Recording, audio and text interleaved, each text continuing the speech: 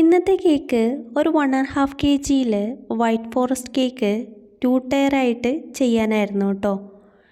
നമ്മൾ ഈ white forest കേക്കിൽ ഫില്ലിംഗ് ആയിട്ട് കൊടുക്കുന്നത് സ്ട്രോബെറി ക്രഷും അതേപോലെ വൈറ്റ് ചോക്ലേറ്റ് ചെയ്തതും അതിൻ്റെ കൂടെ തന്നെ ചെറി ചെറുതായിട്ട് കട്ട് ചെയ്തതുമാണ് കേട്ടോ.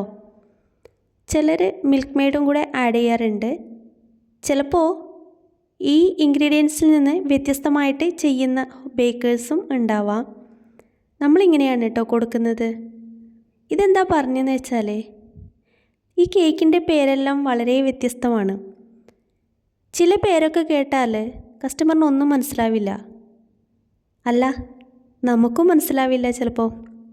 ഒരു ഹോം ബേക്കർ ആയതുകൊണ്ട് മാത്രം അതിൻ്റെ ഫില്ലിങ്ങും കാര്യങ്ങളും എല്ലാം ഇപ്പോൾ മനസ്സിലാവുന്നു എന്ന് മാത്രം.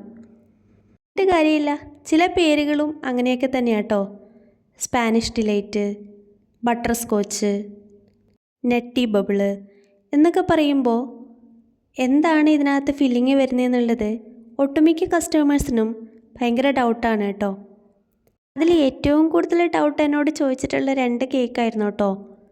നട്ടി ബബിള് അതേപോലെ സ്പാനിഷ് ഡിലൈറ്റ്. പിന്നെ വാൻജോയും ഉണ്ട്. വാൻജോ എന്നുള്ള പേരൊക്കെ കേൾക്കുമ്പോൾ ഇതെന്താപ്പാ സംഭവം എന്ന് തോന്നുവാണെങ്കിലും സിമ്പിളാണ് കേട്ടോ.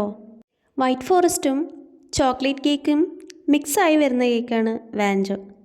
അങ്ങനെ ഓരോ കേക്കിൻ്റെയും ആ ഒരു ഫില്ലിംഗ് ഒക്കെ വെച്ചിട്ടാണ് കേട്ടോ അതിൻ്റെ കേക്കിൻ്റെ പേര് വരുന്നത്. അപ്പോൾ ഇവിടെ കേക്കിൻ്റെ വർക്ക് ഇവിടെ തീരാറായിട്ടുണ്ട് കേട്ടോ. സിമ്പിളായിട്ടുള്ള ഒരു ഡിസൈനായിരുന്നു കസ്റ്റമർ പറഞ്ഞിട്ടുണ്ടായിരുന്നത്. മുകളിൽ കുറച്ച് ബോൾസ് വെക്കാനായിരുന്നു പറഞ്ഞത്. ഫോക്സ് ബോൾസ് വെച്ചിട്ട് അതിനിടയിൽ കുറച്ച് ലീഫ് കൂടെ കൊടുത്തിട്ടുണ്ട്. പിന്നെ ഒരു ഹാപ്പി ബർത്ത്ഡേ ടോപ്പറാണ് കേട്ടോ വെച്ചത്. ആദ്യം വെച്ച ടോപ്പർ കേക്കിനേക്കാളും സൈസ് വലുതായിട്ട് തോന്നിയത് കൊണ്ട് ആ ടോപ്പർ മാറ്റിയിട്ട് വേറൊരു ചെറിയ ടോപ്പറാണ് കേട്ടോ വെച്ചത്. ഇപ്പം സെറ്റായി. അപ്പോൾ വീഡിയോ ഇഷ്ടമായെങ്കിൽ ലൈക്ക് ചെയ്യാനും ഷെയർ ചെയ്യാനും ചാനൽ ഒന്ന് സബ്സ്ക്രൈബ് ചെയ്ത് കൂടെ കൂട്ടാനും മറക്കല്ലേ.